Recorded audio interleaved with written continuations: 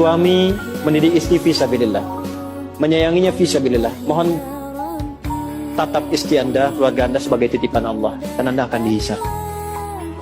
Saya tuh kalau pulang malam saya tatap istri anak-anak saya yang sudah tertidur.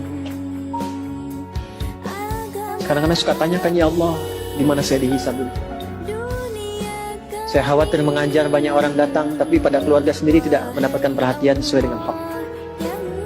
Ya Allah, ketemu lagi enggak? Antum dihisab, kan itu dipasangkan dengan ampun, bukan dengan yang lain. Itu dihisab. Maka perlakukan pasangan sebagai amanah Allah. Lakukan.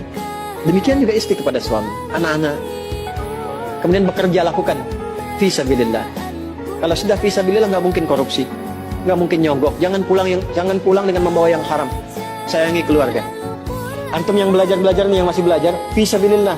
Jangan pernah nyontek, ya. Jangan malas-malas belajar.